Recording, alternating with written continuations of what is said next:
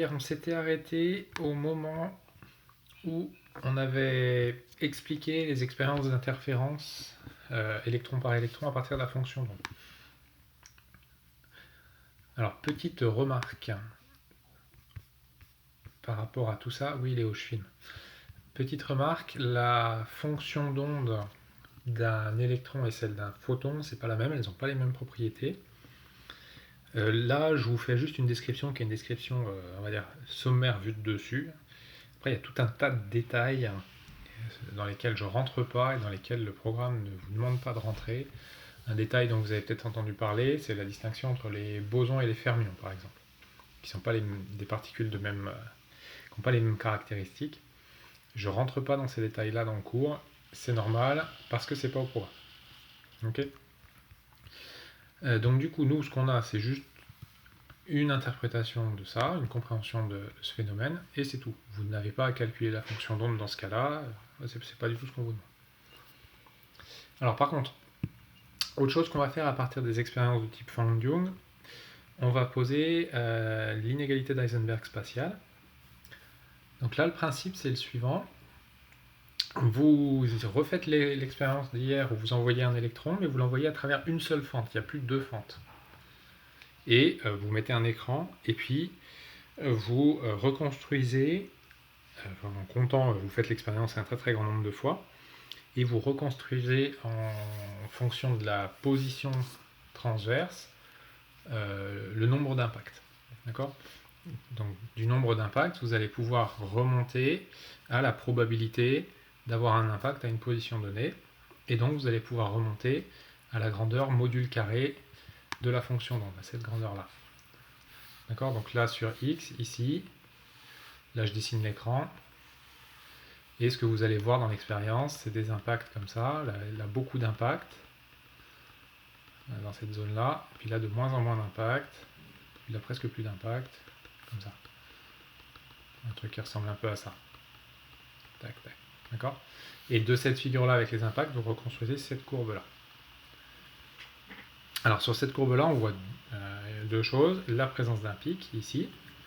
La présence d'un pic, ça vous dit la valeur la plus probable de la mesure que je vais faire, c'est ici. Et le fait que cette courbe, elle ait une certaine largeur. Cette certaine largeur, on va la caractériser, on va appeler ça l'indétermination quantique de la mesure de la position dans la direction qui est cette direction-là, la direction x. Alors pourquoi ça s'appelle une indétermination quantique et pas une incertitude? C'est la même courbe pour tout t.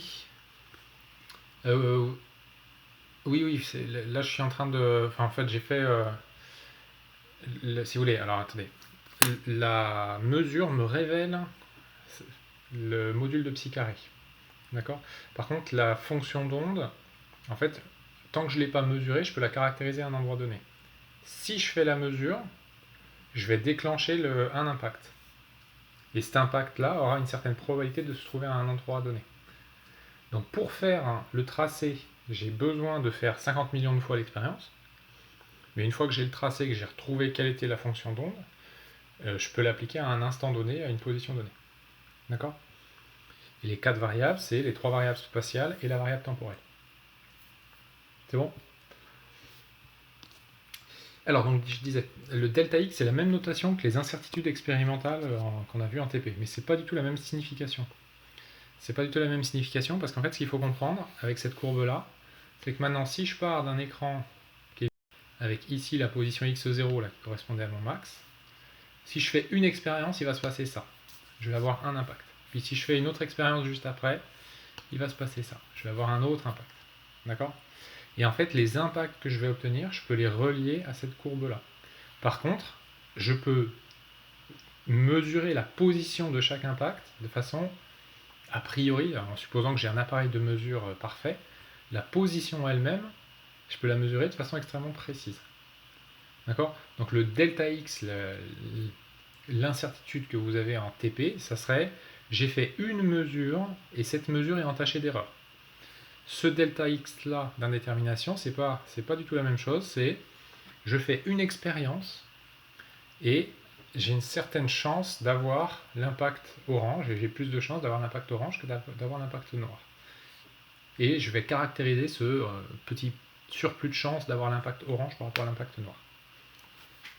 Ça, c'est l'indétermination.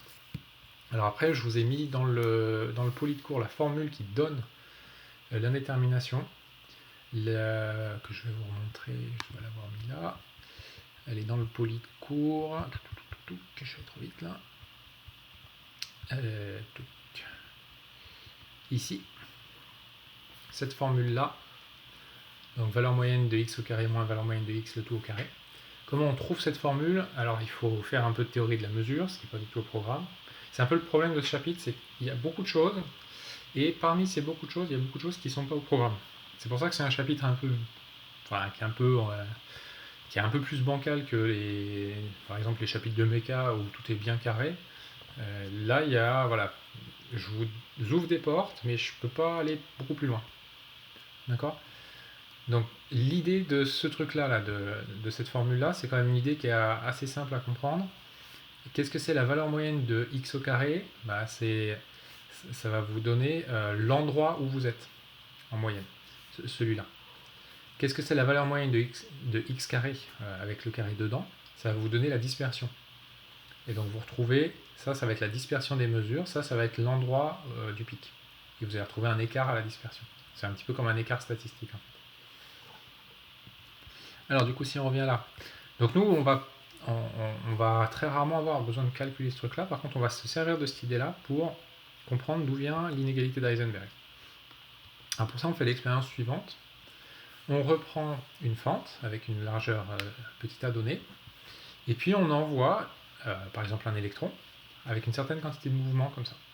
Cet électron, il va arriver, et du point de vue ondulatoire, il va être diffracté au niveau de la fente. Et donc par diffraction, il va partir dans une certaine direction. Statistiquement, il va partir avec, si vous regardez la courbe du dessus, là, il y a, ici, si vous prenez cet intervalle-là, vous avez quasiment toutes les mesures possibles. C'est-à-dire vous avez quasiment 100% de chance que votre électron il soit dans cet intervalle-là. Ça se traduit en dessous par un intervalle angulaire. Parce que là, après, il faut imaginer que mon écran il est ici, avec ici la variable x. D'accord? Et donc là, je vais récupérer, si je redessine la courbe de tout à l'heure, je récupère la courbe comme ça. Ok? Comment ça se traduit ondulatoirement ce truc-là? Donc on dit il y a diffraction. Qu'est-ce qui se passe à gauche? À gauche, je fabrique entre guillemets l'expérience à partir d'une onde plane. Donc qu'est-ce que c'est une onde plane? C'est des fronts d'onde plans comme ça. Quelle info vous avez au niveau du front d'onde plan? L'info que vous avez à ce niveau-là, c'est je sais dans quelle direction se propage l'onde. Ça veut dire j'ai accès à cet objet-là, qui est K. K, c'est le vecteur d'onde. D'accord?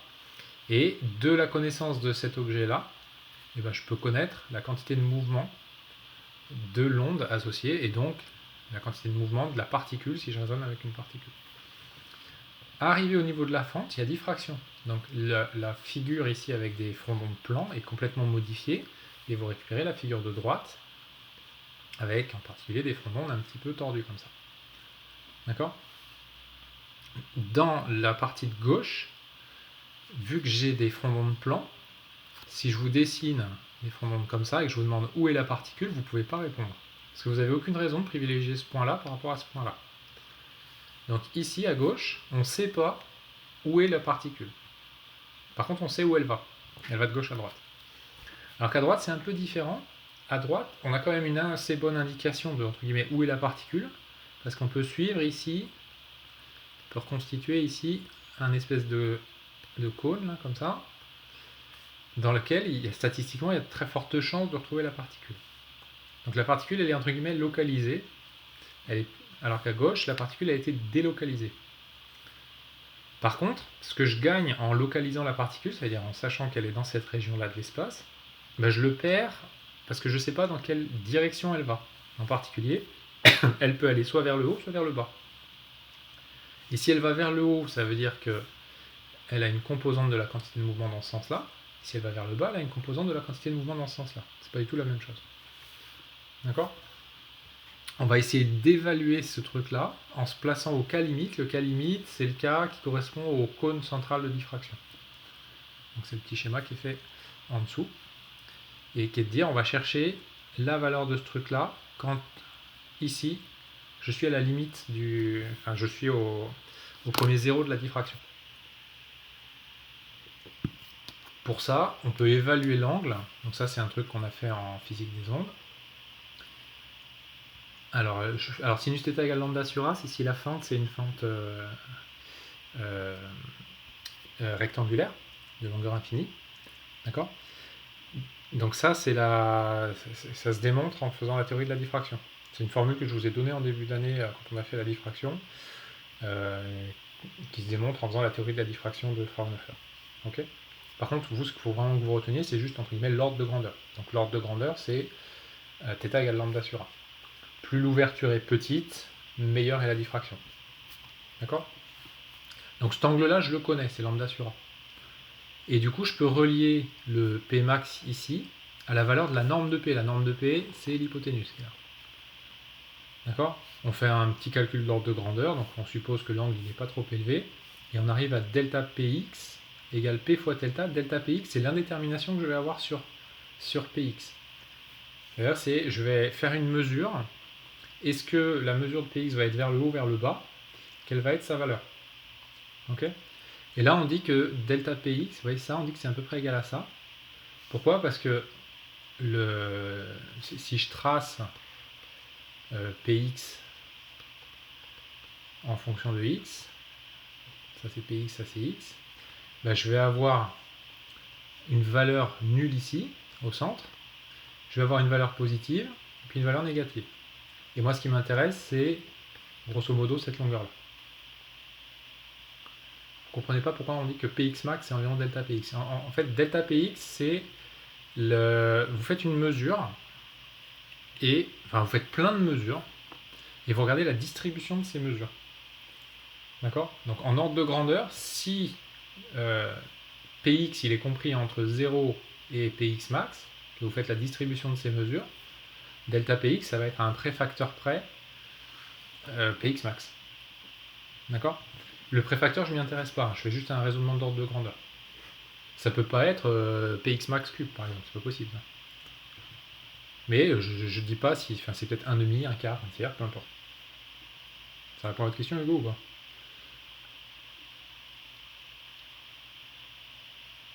Ok. Donc du coup là, on a une estimation de delta Px.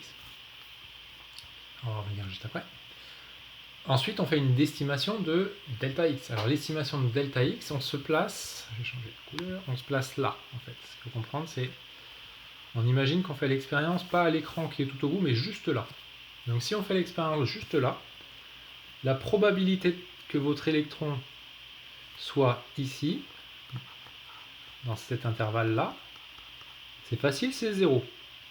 Pourquoi ? Parce que là, je suis juste au niveau de la séparation. Ici, c'est pareil.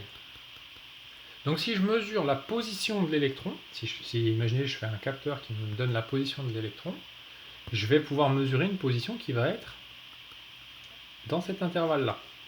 Ici, là. Cet intervalle-là, sa taille, c'est A. Donc, par même raisonnement que tout à l'heure en termes d'ordre de grandeur, je vais dire que delta x, c'est à peu près A. Et ça va me donner l'indétermination de la mesure de la position. Ok ? Ce qu'on a dit ici. Delta x c'est A, delta px c'est p sin θ, mais après, p je peux le remplacer par la relation de Broglie et sin θ je peux le remplacer par lambda sur A. Je n'ai même pas besoin de le remplacer p. Tac. Donc là j'ai remplacé sin θ ici par cette expression là. D'accord ? Sin θ ou θ. Vous regroupez tout ça et vous arrivez à delta x, delta px en ordre de grandeur, qui est en ordre de grandeur de la constante de Planck. C'est un ordre de grandeur. Alors p sin θ, p θ, c'est pareil. Je fais un calcul avec des angles petits.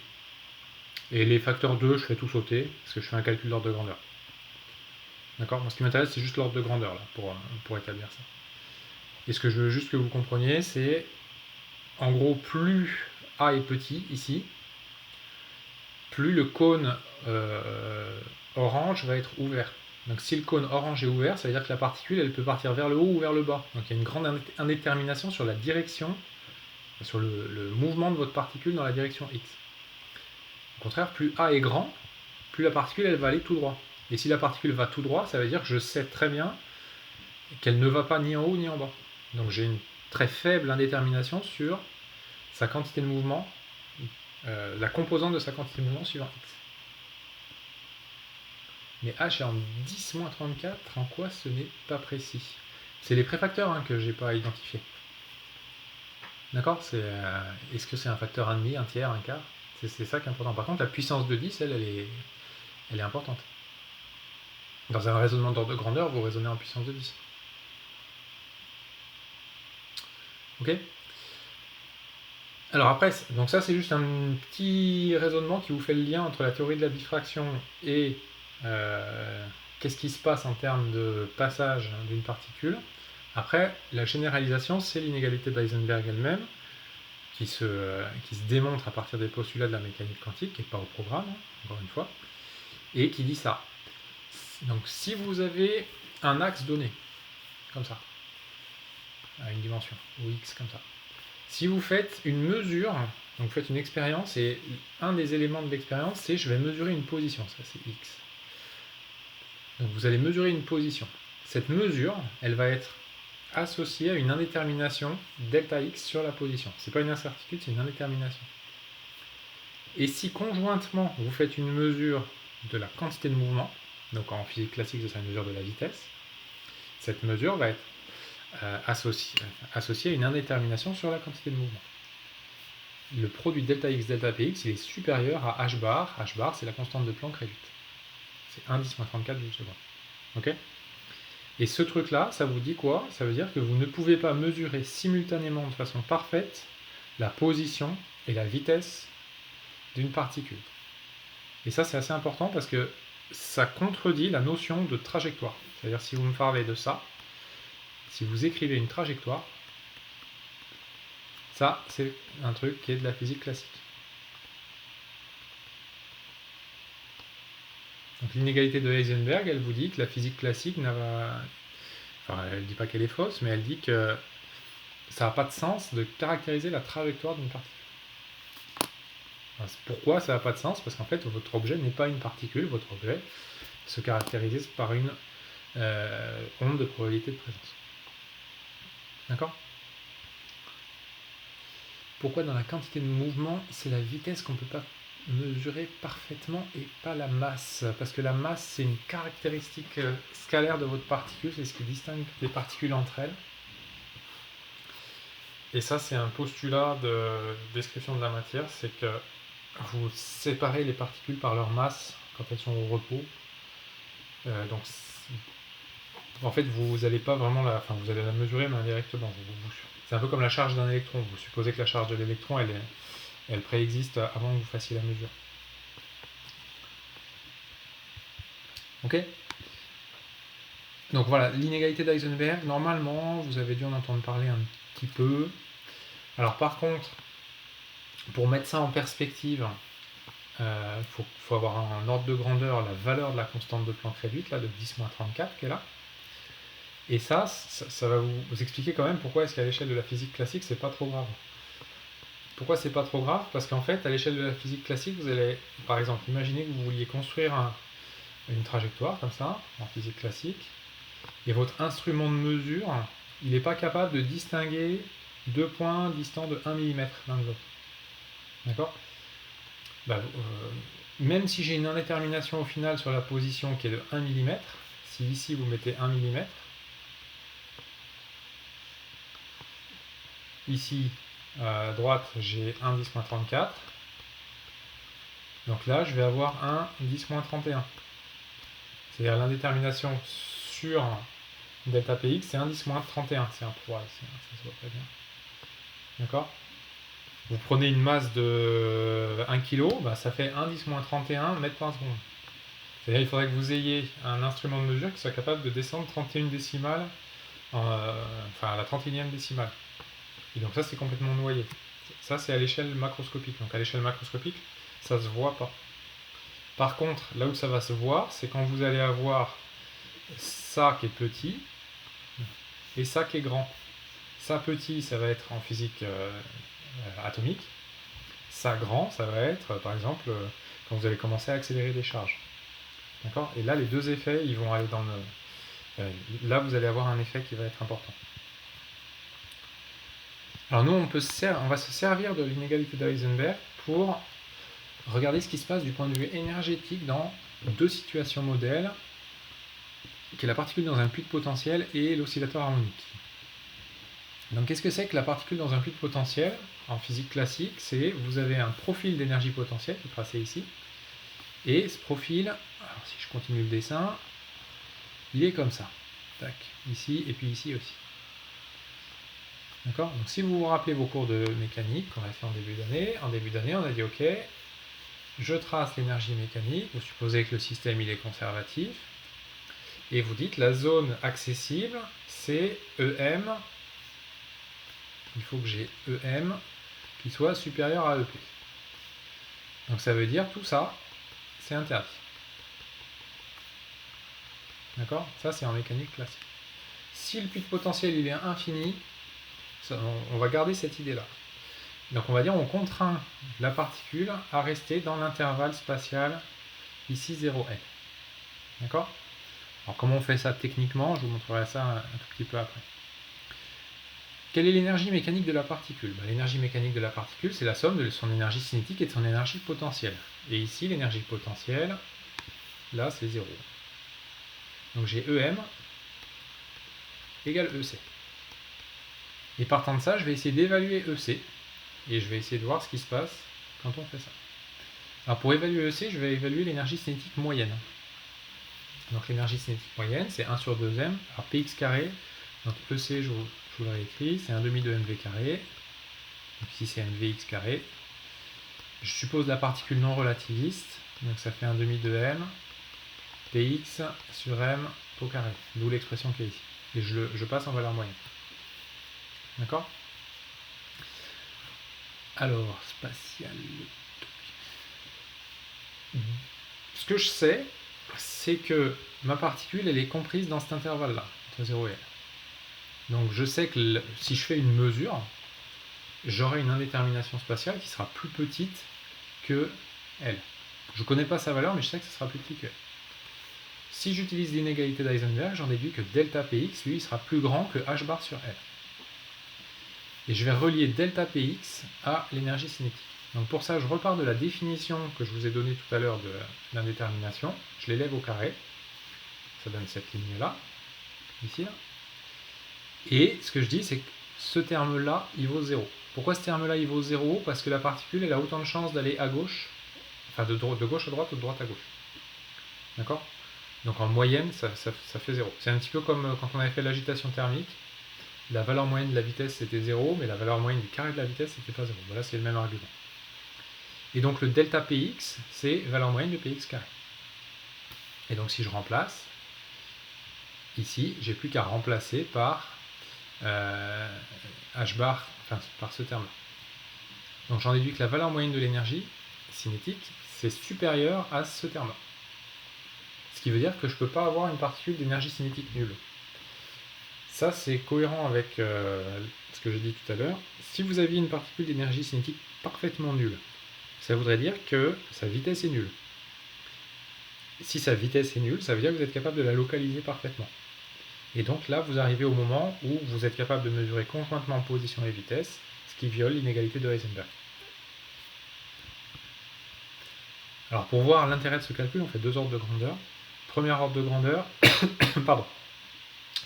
Vous imaginez un ballon de football qui se déplace dans un terrain de 100 mètres de long, donc vous fabriquez un stade de 100 mètres de long, vous mettez des murs de part et d'autre, le ballon il est contraint de rester dans le stade, il ne peut pas casser les murs, et vous évaluez ce terme-là, le h bar carré sur 2ml carré.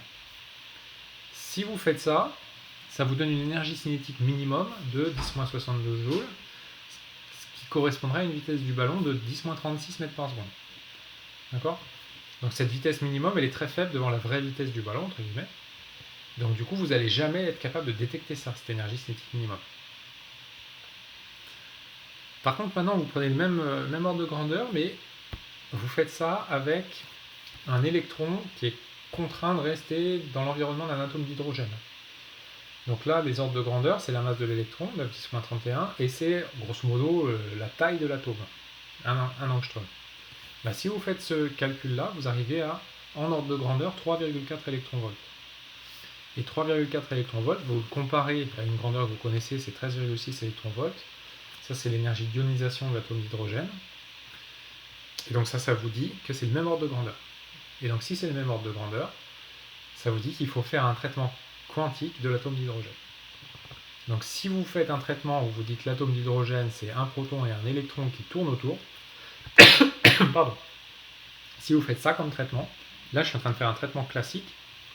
Ce traitement, je sais déjà que j'ai au moins 20% d'erreur entre ce traitement-là et des mesures que je pourrais faire derrière.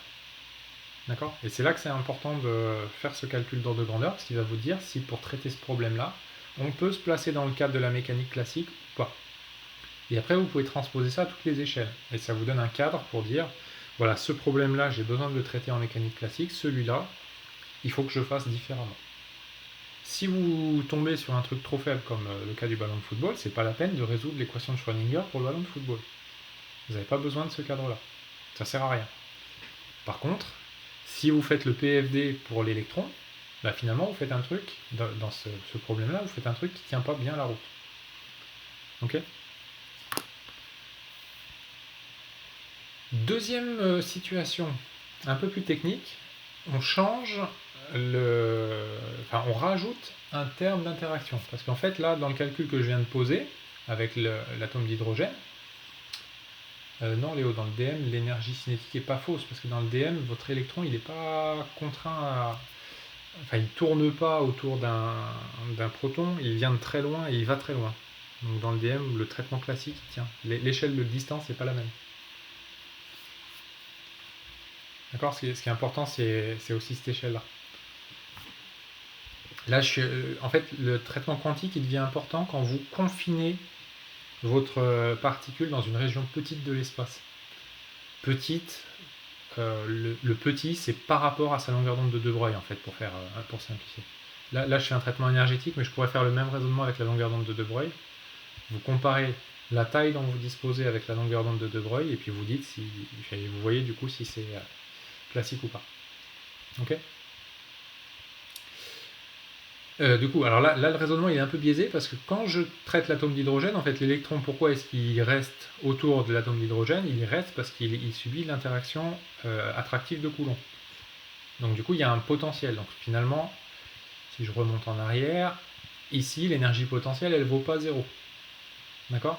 Par contre, si vous vous rappelez de ce qu'on a vu en mécanique, vous vous rappelez qu'en mécanique, quand il y a un puits de potentiel, les petits mouvements autour de ce puits de potentiel sont des mouvements d'oscillateurs harmoniques. C'est pour ça que le deuxième problème qu'on traite, c'est l'oscillateur harmonique. L'oscillateur harmonique, son modèle vous permet de caractériser les petites oscillations autour de l'équilibre en physique classique. Et on va voir ce que ça donne quand on le transpose à ce cas-là. Alors là, c'est un peu plus technique. Qu'est-ce qu'il y a dans l'énergie mécanique ? Il y a deux termes. Le terme cinétique. Donc le premier, c'est le terme cinétique. Et le deuxième, ici, c'est le terme d'énergie potentielle. Donc ça serait le 1,5 de kx carré. Avec un k, la constante de raideur d'un ressort. Sauf que k, je ne vais pas l'écrire k, je vais l'écrire m oméga 0 carré, où oméga 0, c'est la pulsation propre de l'oscillateur. D'accord ? Ça me permet d'avoir une écriture qui fait apparaître la pulsation propre. Si je fais le même genre de raisonnement en ordre de grandeur que tout à l'heure, j'arrive, il sort d'où oméga 0 fois x carré, ça c'est la... Alors si je reprends un oscillateur harmonique système masse-ressort, j'ai racine de k sur m égale oméga 0. Ok ? Je reprends le système masse-ressort de base. Alors après, si je veux faire les choses proprement, le k, c'est la dérivée seconde de l'énergie potentielle calculée à la position d'équilibre. CF, cours de mécanique. Donc si je fais le même raisonnement que tout à l'heure, je peux montrer que l'énergie, elle est supérieure à ça. Donc ce terme-là, je l'estime en ordre de grandeur en disant l'indétermination sur... Enfin, le x, en gros, il va être borné par a. Et ce terme-là, je fais le raisonnement avec l'inégalité d'Heisenberg qu'on a vu tout à l'heure. Là, il y a deux parties. Si je trace chacune des deux parties, ça donne, alors celle-là, ici, c'est cette courbe-là. Et celle-là, ici, c'est cette courbe-là. Il y en a une qui est décroissante, l'autre qui est croissante. Ben, si vous faites la somme des deux, vous allez passer par un minimum. D'accord? Ce minimum, ici, il est à la valeur qui est marquée AM. D'accord? Et je peux lui associer une énergie. Alors cette énergie, je vais l'écrire. Alors si vous la calculez, vous calculez la valeur de ce minimum, vous allez montrer que cette énergie, c'est H bar oméga 0.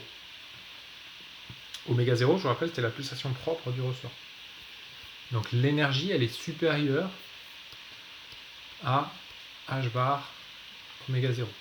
Et là, il y a deux choses qui apparaissent. La constante de Planck, qui fait partie du traitement quantique, et la pulsation propre de votre ressort. D'accord? Ça, c'est un petit calcul de coin de table, si vous voulez. C'est pas un calcul exact. Si vous faites le vrai calcul en travaillant complètement sur les indéterminations successives, vous arrivez à ce truc-là. Vous arrivez à E supérieur à 1,5 de H bar oméga 0. Donc, la conclusion, c'est un peu la même que dans le cas de la particule confinée, à savoir, c'est je ne peux pas avoir une énergie nulle, parce qu'une énergie nulle, ça voudrait dire énergie cinétique et énergie potentielle nulle. Donc ça voudrait dire je sais exactement où est la particule et à quelle vitesse elle va, ce qui n'est pas possible. Alors le E0, ça s'appelle l'énergie 2.0. Et en fait, si vous voulez, ça serait un petit peu comme une énergie résiduelle. Je ne comprends pas comment on trouve E supérieur à H bar oméga 0. En fait, vous avez compris cette ligne-là? E supérieur à ça? Vous cherchez le minimum. Alors mon tableau, il commence à être un peu le bazar là. Tac. Vous cherchez le minimum de... il y a eu mon crayon. Ici, je vais arriver. Le minimum de cette fonction-là. D'accord? Donc, le minimum, c'est je fais D... Alors, la variable, c'est A. Je fais D sur dA de ce truc-là. Et je résous, ça égale 0. Ok? Une fois que vous avez fait ça, ça vous donne la valeur de AM. Et une fois que vous avez AM, vous le réinjectez dans cette expression-là. Et ça vous donne ça. C'est bon? Alors c'est un petit calcul à faire, qui est un des calculs qui ressemble, il y a un des exercices du TD où il faut faire à peu près la même chose. Alors donc du coup la conclusion c'est l'énergie est supérieure, enfin elle ne peut pas être nulle, et elle est supérieure à un terme qui est 1,5 de H bar oméga 0. Oméga 0 c'est quelque chose que je peux mesurer expérimentalement en fait. Ça se fait par des techniques de spectroscopie, vous pouvez mesurer les fréquences de vibration par exemple d'une molécule. D'accord? Alors je vous donne une application de ce truc-là. Si vous prenez de l'hélium 4 et vous le refroidissez, bah, il reste liquide. Pourquoi il reste liquide? Parce que pour passer à l'état solide, il faudra entre guillemets pouvoir figer pas trop mal la position des atomes. Mais le problème, c'est qu'avec l'hélium 4, si vous figez trop la position des atomes, bah, vous violez l'inégalité de Heisenberg. Et donc ça ne se fait pas. Donc l'hélium 4, il reste liquide du fait de cette énergie de point 0 qu'on peut voir un petit peu comme une espèce d'agitation résiduelle. Mais qui ne dépend pas de la température, il n'y a pas d'effet de la température là-dedans. C'est un terme en plus. D'accord? Alors cette idée-là, elle est mise en application dans ce qu'on appelle les puits quantiques. Un puits quantique, ça se fabrique, alors il y a plusieurs techniques. Une technique, c'est ça se fabrique avec des hétérojonctions. Donc qu'est-ce que c'est une hétérojonction? C'est vous prenez une matrice cristalline, qui est ici, là, et puis vous allez modifier sa composition en fonction de la direction spatiale. Comme ça. Donc là, c'est une matrice d'arsénure de gallium, ici, là. Et dans cette zone-là et dans cette zone-là, on va doper l'arsénure de gallium avec de l'aluminium, ici. Donc on rajoute des atomes d'aluminium. D'accord? Et on fait ça de façon, assez propre, entre guillemets, pour obtenir ce schéma-là. Alors ce schéma-là, c'est la concentration en aluminium en fonction de la position. Et vous voyez que j'ai une forte concentration ici, j'ai une faible concentration ici, j'ai une forte concentration ici. ce qui donne l'impression, entre guillemets, d'un puits. Le fait d'avoir fait ça, ça vous modifie le potentiel d'interaction et ça fait que vos électrons, ils vont pas pouvoir passer de là à là. Et on va retrouver à partir de ce puits-là un truc qui ressemble à la situation qui était, je reviens en arrière, là, je suis pas revenu assez, qui était celle-là, celle du puits infini. Donc ça, c'est une réalisation pratique qui se rapproche du puits infini. Comment on peut modéliser ça? Alors on peut modéliser ça en travaillant avec la fonction d'onde. Donc en travaillant avec la fonction d'onde, on va dire, on a un intervalle qui est ici, là, comme ça. Là, il y a la position 0. Là, il y a la position A. Et l'électron, il n'a pas le droit de se trouver ni là, ni là. C'est-à-dire, je sais qu'il est dans cet intervalle-là. Donc si je sais qu'il est dans cet intervalle-là, je peux en déduire que sa fonction d'onde, elle vaut 0 quand je suis au-delà de cet intervalle-là. Et donc je récupère quoi? Alors pourquoi la fonction d'onde vaut 0? Parce que la densité de probabilité de présence vaut 0. Hein. D'accord? Donc si la densité de probabilité de présence vaut 0, alors la fonction d'onde vaut 0. La fonction d'onde, c'est quelque chose de continu. Donc par continuité, je peux en déduire qu'aux limites, j'arrive à ça. Et là, vous devez retomber sur quelque chose que vous connaissez déjà, à savoir un problème avec deux conditions limites. C'est un truc qu'on a fait quand on a fait les ondes stationnaires. Donc là, je vais revenir au détail du poly, parce que ça, je l'ai détaillé dans le poly. Tiens, hop. Non, je n'ai même pas détaillé, j'ai pas eu besoin, pardon. Alors pourquoi c'est... Enfin, donc là, on ne résout pas l'équation de Schrödinger. Hein. Ce qu'il faut comprendre, c'est que je ne résous pas l'équation de Schrödinger. Par contre, je reconnais un problème où j'ai une onde avec deux contraintes en 0 et en A. D'accord? Donc je vais faire quoi? Je vais faire exactement ce qu'on avait fait avec la corde de Meld.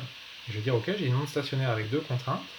Dans ce cas-là, la longueur d'onde ne peut pas prendre des valeurs arbitraires. Et dans la corde de Meld, on avait dit quoi? On avait dit, bah, si ici, c'est les points de fixation de la corde, les seules ondes stationnaires qu'on peut obtenir, c'est celle-là, celle-là, je vais dessiner en dessous, celle-là, etc., etc. C'était les modes propres. D'accord? Qu'on caractérisait ici par A et ici, alors là par exemple, là j'ai 3 lambda sur 2. Là j'ai lambda. Et là j'ai lambda sur 2. Et bien on fait exactement la même chose, et on peut faire l'analogie entre la corde de Meld et cette situation-là, et dire que les seules ondes qui sont possibles, ça va être les ondes qui valident cette condition-là. Sauf que qu'est-ce qui joue le rôle de lambda dans ce problème-là? C'est la longueur d'onde de De Broglie. C'est elle qui est caractéristique en termes de longueur d'onde. Ok? Si vous n'êtes pas convaincu par ce que je raconte là, c'est pas grave, parce que de toute façon, c'est le dernier exercice de la feuille de TD, où, pour le coup, je vous fais résoudre l'équation de Schrödinger pour montrer qu'on arrive au même résultat. Et après, je peux le faire par analogie. Alors, qu'est-ce que ça a comme conséquence, ça? Une fois que vous avez dit ça, ben, la longueur d'onde de De Broglie, vous allez la relier à la quantité de mouvement. Et la quantité de mouvement, vous allez elle-même la relier à l'énergie. Je vais peut-être le faire à côté, ici. Donc la longueur d'onde de De Broglie, si je remonte en arrière, je remonte beaucoup en arrière.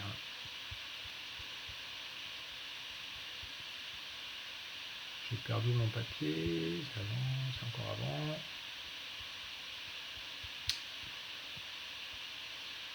Hop, c'est encore avant, c'est là. Donc c'est H sur P. Mais je suppose que ma particule, c'est une particule classique. Donc P, c'est mv. L'énergie, c'était 1/2 de mv carré. Donc je peux exprimer l'énergie en fonction de la longueur d'onde de De Broglie. Donc ça va me faire E égale 1/2 de m fois H, ça c'est H, sur m lambda au carré. Et lambda lui-même, et ben je l'exprime en fonction de A. Et du coup j'arrive, je vais aller tout à la fin, hop, tac, j'arrive à l'expression ici de l'énergie en fonction d'un premier niveau qui va être le niveau fondamental. Et ça, c'est un truc que vous avez déjà vu en chimie, à savoir, vous avez déjà vu le fait que les niveaux électroniques en chimie, vous avez dit, ok, le niveau électronique, l'énergie ne peut pas être quelconque. Elle prend que des valeurs à partir de niveaux. L'existence de niveaux électroniques, c'est quelque chose qui est lié à de la physique des ondes. Le fait qu'il y ait une existence de niveau électronique, c'est que vous avez un problème ondulatoire avec conditions limites. Ce problème génère des modes propres. Dans le cas de la corde de Mel, les modes propres, c'était la corde qui bouge suivant des ondes stationnaires. Dans le cas d'un électron dans un atome, les modes propres, c'est ce que vous appelez les orbitales 1s, 2s, 2p, etc. D'accord ? Alors attention quand même à un point de détail qui est assez important. Vous avez dû voir pour l'atome d'hydrogène que En, c'était E0 sur N carré. C'est pas la même loi. D'accord ? Parce qu'il n'y a pas d'énergie. C'est ça, Alexis. En fait, là, dans mon problème, ici, l'énergie potentielle, elle est nulle. Alors que dans l'atome d'hydrogène, il y a un terme d'énergie potentielle. L'atome d'hydrogène, c'est plutôt ce problème-là. C'est le problème d'oscillateur harmonique. D'accord ? Alors que ma petite hétérojonction, c'est plutôt le problème de la particule confinée.